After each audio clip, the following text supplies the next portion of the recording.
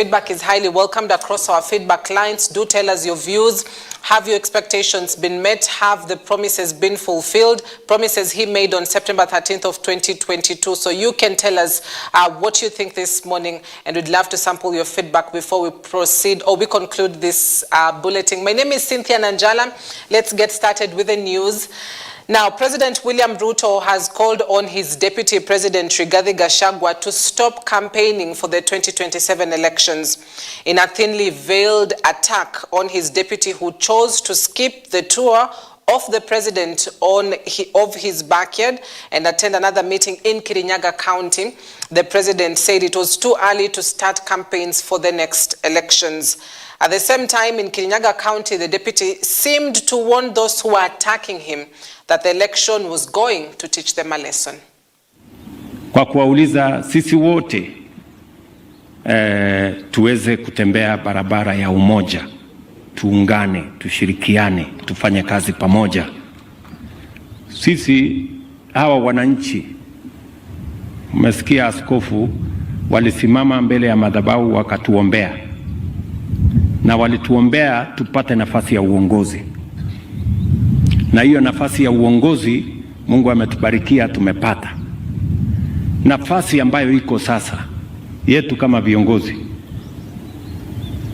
ni kujenga taifa letu, kupanga maendeleo ya barabara, ya maji, ya shule, ya elimu, ya mahospitali, ya ajira ya vijana wetu, mambo ya housing, mambo ya markets. Hiyo mipango yote hapa Nyeri tunajenga soko mpya 11. Ine tayari, moja karibu 90%, ingine inaendelea. Hapa Nyeri mpango yetu ni first 5,000 houses. Zingine ziko hapa, zingine ziko katika mpango yetu. So hiyo mpango yote. Maneno ya 2027. Tafadhali tupunguze mambo ya 2027. Huko 2027 ni Mungu na wananchi ndio wataamua. Lakini sasa tuko na miaka mitatu. Hii miaka mitatu haitakuwa tu ya kupanga vile utashinda tena 2027. Panga kwanza vile ya kutumikia hawa wananchi. Ama namna gani jameni? Kwani mtu anachaguliwa tu, akichaguliwa siku hiyo hiyo anaanza tena kupanga vile atashinda uchaguzi hiyo ingine? Si unapanga kwanza vile ya kufanyia kazi wananchi. Pange maji, tupange stima. Na hata hiyo ukiweka mawazo yako yote 2027, na Mungu akiamua mambo ingine utadu, si utakwama hapa katikati? Tafadhali nawaomba viongozi, sisi wote ni jeshi moja. Kwa sababu sitaki niseme mambo mingi. Hii ni wakati ya kazi. As far as I know, uchaguzi uliisha. Ama iko uchaguzi? The next election is 2027. Nyinyi watu ya Baricho mlinipatia kura tukiwa na rais. Vile governor amesema kila mtu afanye kazi yake. Rais apewe nafasi afanye kazi yake. Deputy President apewe nafasi afanye kazi yake. Governor afanye kazi yake. Senator afanye kazi yake. MPs wafanye kazi yake. Kila mtu ako na kazi yake. Wakati ukifika watu watarudi kwa hii raia. Na vile governor umesema, I am with you 100%. And I to I am.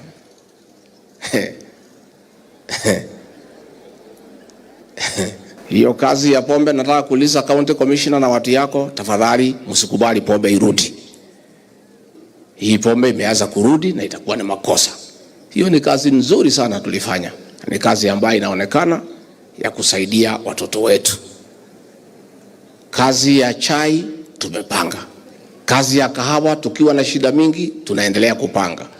Sisi tunataka kuuliza kila mtu apatiwe nafasi afanye kazi yake. Na tupunguze siasa mingi ile imekuja hapa kwetu kwa mlima. Nikiangalia maeneo mengine yote hakuna shida, kumenyamaza. Mambo yote iko hapa kwetu. Now, at the same time, a section of leaders from the Mount Kenya have criticized the ongoing power struggles in Central Region. urging the president to stop his wars or the war dogs from attacking his deputy. President wetu Ruto na tukachagua makamu wake Rigathi Gachagua. And kulingana na katiba tunangoja 2027 waamue kama watakuwa pamoja. Kama watakuwa pamoja, kila mtu ataenda na njia yake. Sasa kama wameanza kusema Wameru, Embu, sijui na Kirinyaga, sijui na wapi watakuwa pamoja. Nimeona wengine sasa kama Gadhambi alikuwa grupu hiyo, sijui ilikuwa Nyahururu. Nimeona Kimani wa Molo amekuwa kwa hiyo group. You people, you want to divide us. Mara muko huko kwa Gachagua, mara muko huko. Why are you dividing people? Tutaamini nyinyi namna gani where you want to be elected? All the leaders of here, they were not there because wanajua kitu ya muhimu ni umoja wetu. So what are we declaring today? We are declaring ourselves. Hiyo vita ya Central, we are not there. Sisi hatutaki hiyo vita ya Central. Wanasema wanataka kuimpeach Gachagua. That one will bring a lot of chaos on the ground. Kama wananchi hawana maana ya nani atakuwa kingpin wa wapi, kama ni Mount Kenya East, kama ni Mount Kenya West, kama ni wapi, hatuna haja na yule ambaye atakuwa kingpin. Kwa sababu ile mashida ambayo inasumbua mwananchi ni mingi. Viongozi wamechaguliwa ili waweze kufanya kazi, wape services watu ambao waliwachagua. Tunataka tuambie president, hii vijana wameanza kukimbia kina Ichung'wah, kina Sudi na kina Aaron Cheruiyot senator. Rekebisha vijana, wao ndio wanakuharibia maendeleo. Na wakati president ulikuwa kabla hujachaguliwa, ulikuwa umetuambia kama kuna kitu daishume ya kwanza, hakuna time utapatia viongozi ama wanasiasa wamchape naibu wako wa rais. Hii maneno ilitokea wapi? Now, about 20 students were injured during a fire outbreak at Katoloni Secondary School in Machakos County on Saturday night. According to Machakos County Police Commander Patrick Lobolia, the injuries were primarily due to a stampede as students scampered for safety after the fire outbreak. Now, the fire, which destroyed 2 dormitories at the school, was contained at around 10:50 p.m. on Saturday. All the students were in class for evening preps when the fire started. Those who were injured were rushed to Machakos Level 5 Hospital. They were treated for minor injuries sustained during the rush, while others had fainted after inhaling smoke. The fire led to loss of personal belonging, including clothes, books, and beddings, and the exact cause of the fire has not yet been determined, as investigations are still ongoing.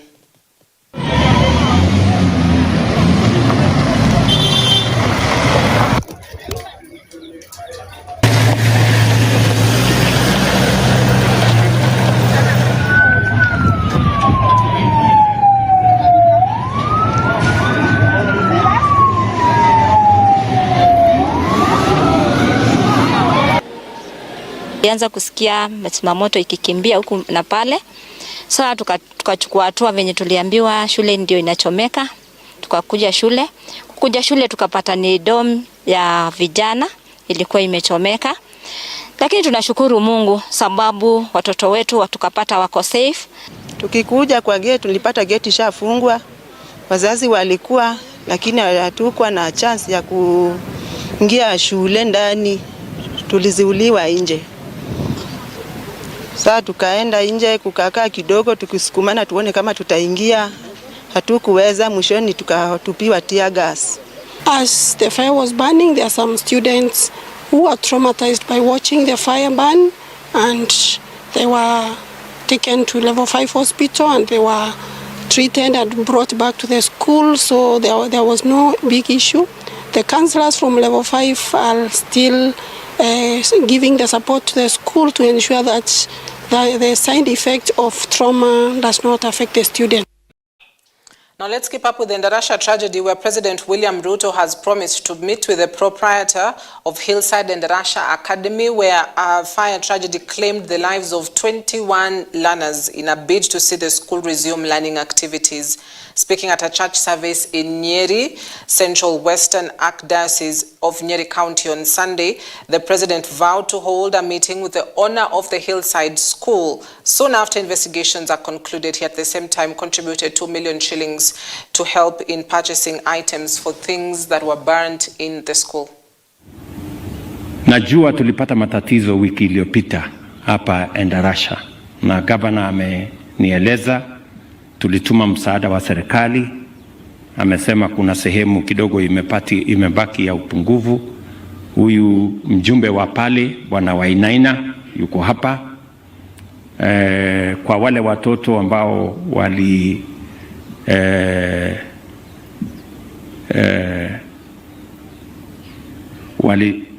waliteketea katika moto, tutapanga mazishi yao na wazazi wao. Wale vitu yao ilichomeka, gavana ameniambia kuna wanafunzi karibu 140 hivi. Kwa hivyo Bwana Wainaina, wewe ndio mtu yetu ya mkono ya pale.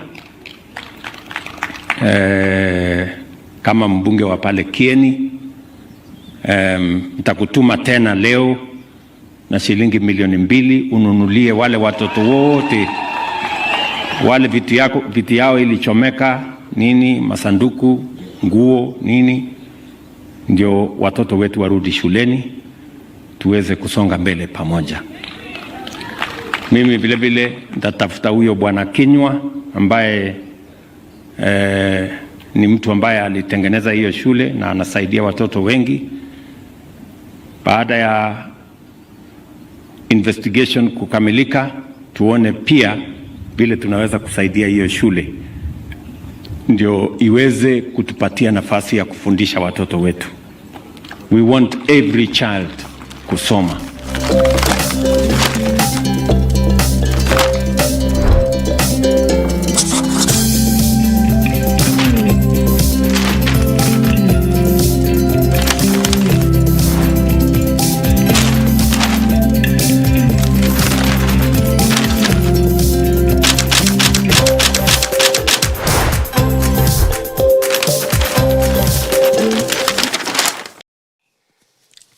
All right, to the newspapers, let's take a look at what is making headlines this morning across the nation. Well, the Daily Nation speaks of secret deals rock Ruto'S regime. Secret deals rock Ruto'S regime. OPEC, controversial big money deals brokered behind a cloud of secrecy by President William Ruto's administration, including the Indian conglomerate Adani Group's bid to take over the Jomo Kenyatta International Airport, have sparked protests and spawned court cases with potential dire ramifications for Kenyan taxpayers. Now, secret deals that have been rocking the Kenya Kwanza's administration. Now, it's not just about the Adani deal, the non-famous Adani deal, but also we've got 14 billion shillings money printing tender. We also have 16.5 billion shillings edible oils imports deal, and the government-to-government oil deal with Gulf nations whose contract documents Auditor General Nancy Gathungu says was withheld from her. These are some of the OPEC deals by the Kenya Kwanza administration. Now, there wasn't full closure either on the deployment of Kenyan police officers to Haiti, with reports only indicating that the US government had pledged about $100 million, which is equivalent to 14.5 billion shillings, to back the Kenya-led multinational force. Now, the Adani Group, owned by the family of billionaire Gautam Adani, submitted a privately initiated investment proposal to the Kenya Airports Authority earlier this year to operate JKIA under a 30-year concession, paying about 6.5 billion shillings as concessional fee every single year. Well, the government says that deal is not done yet, but the question is, if it's not done yet, then why have there been protests around it? And perhaps this headline now explains it, because there's always issues that will arise if a government does not make public certain deals or certain contracts concerning businesses that they make, whether it's through, public-private partnership agreement. And so these are some of the controversial deals. I'll just take them again. The JK Adani deal, which obviously has been making headlines across the country. Last week, we also have 127 billion shillings power agreement with a subsidiary of Adani. Speak about 14 billion shillings money printing tender. You also have the 16.5 billion shillings edible oils imports deal and the government-to-government oil deal with Gulf nations, as well as the deployment of Kenyan police officers to Haiti. Despite a court order, actually, which was in place, the officers still left. And so it's not clear whether the U.S. government,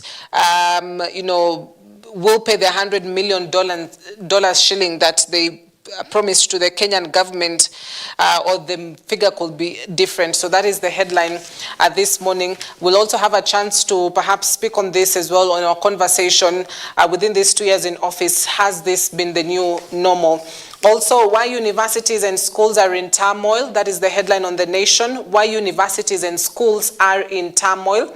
Learning in public universities is set to be disrupted this week when lecturers begin a strike over a pay dispute, adding to the chaos in the education sector, already rocked by grievances from learners and their instructors. Two unions have instructed their 30,000 members in public universities and constituent colleges to boycott duty from Wednesday over the implementation of a salary raise stipulated in a collective bargaining agreement that is due to lapse next year. So universities, academic staff union have declared that they will be going on strike from Wednesday, and this is over the implementation of a salary of the CBA agreement, which lapses next year. So those are some of the ails as well in the education sector. Now to the Standard newspaper across the nation this morning that speaks of dilemma of having convict for police boss. Dilemma of having convict for police boss. What happens next? That's the big question.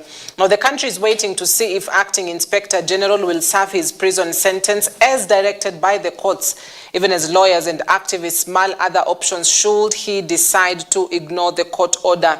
He says he will appeal the decision. Well, Justice Lawrence Mugambi, in that I'd say historic ruling on Friday, gave the police boss about 7 days for him to appear in court, and then he will not be able to serve this particular sentence. So it's a question of, will he be able to appear in court within the 7 days as stipulated, or at least what next as well. So the dilemma of having a convict for police boss. He was sentenced to 6 months in prison for contempt of court. And LSK have vowed to explore legal options if Masengeli defies court jail order.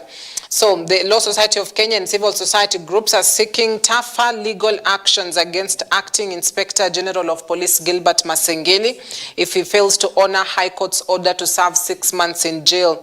The mounting pressure comes after Justice Lawrence Mugambi found Masengeli guilty of contempt of court following his defiance of summons 7 times in relation to the disappearance of Bob Njagi, Aslam Longton, and Jamil Longton. These are 3 people missing from Kitengela. The groups want Masengeli held personally responsible for his refusal to obey court orders, accusing him of being, quote-unquote, a criminal and a fugitive, unfit to hold public office. So that may as well raise questions on people that are likely to go to court as well to challenge whether or not he is fit to hold public office following that particular sentence. Now, the IG himself has not commented on this issue, and I remember just before that particular sentencing last week, while on one of his security tours, he was able to, respond to that and said, it's an active court case in court, and so he's not going to comment on it. And of course, he's got his representatives at the corridors of court who have been fighting to keep him away from prison, but they failed. So it's a question on, will he be able to actually turn up and serve for this particular court sentence? Now, the High Court had directed Masengeli to produce the 3 abducted men on August 9th by people claiming to be police officers. Eyewitnesses, including boda operators, reported the abduction. And so despite a previous previous court order to release or produce the 3 men dead or alive, authorities have remained silent. Masengeli's legal team told Justice Lawrence Mugambi that his absence from court was due to operational duties in northeastern Kenya. However, his social media activity showed that he attended a concert, visited the police stations, and participated in Agricultural Society of Kenya ASK show in Mombasa. He also was represented by his deputy, that is Eliud Langat of the Kenya Prison Service. So it will be interesting to see how this particular dilemma plays out. Now, to the president, loyalty supersedes competence. 2 years into his administration, President William Ruto has shown he rewards loyalty sometimes at the expense of merit. And that is a story that is very well covered on pages 6, 7, and 8 of the Standard this morning on Kenya Kwanza at 2. So to Ruto, loyalty to friends, not competence, is the main qualification, and this might have explained, number one, the first cabinet reshuffle that we saw, and number two, the second cabinet dissolution that we saw, where some of his friends remained in office despite public protests against that particular decision. Also, world-class stadia pledge remains a mirage.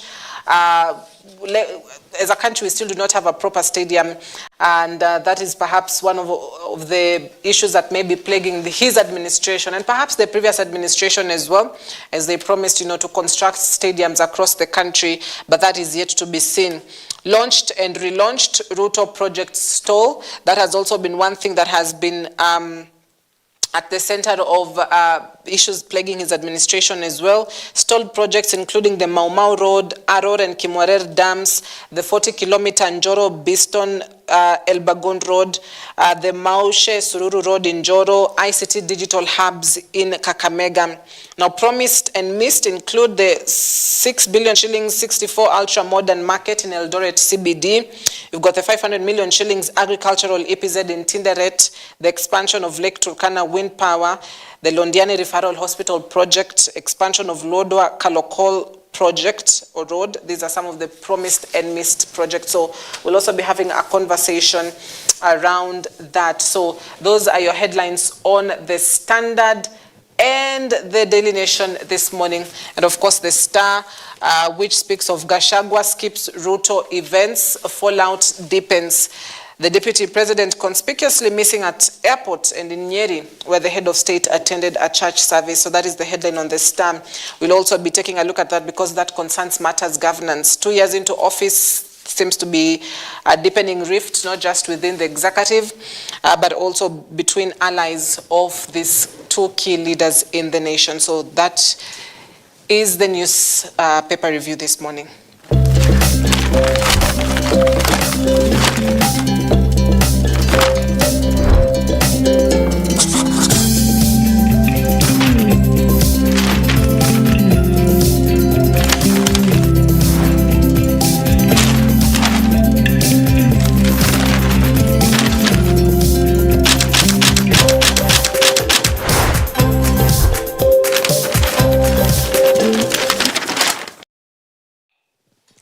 All right, so allow us to take a quick breather, but when we come back, we'll be getting into the conversation this morning, assessing President William Ruto's 2-year tenure in office, and largely his Kenya Kwanza administration as well. We've witnessed some incredible decisions that have been made, moments as well within this particular 2 years. And so how much has that affected service delivery and promises that he had made to Kenyans on September 13th of 2022? How are we doing in terms of the economy and on matters governance? Well, that conversation returns in a bit. I'll be in studio by Mwito Mureithi, who's a political commentator, as well as Moses Kimanzi, who's a lawyer and a political analyst. Stay with us. Morning Live returns in just a bit.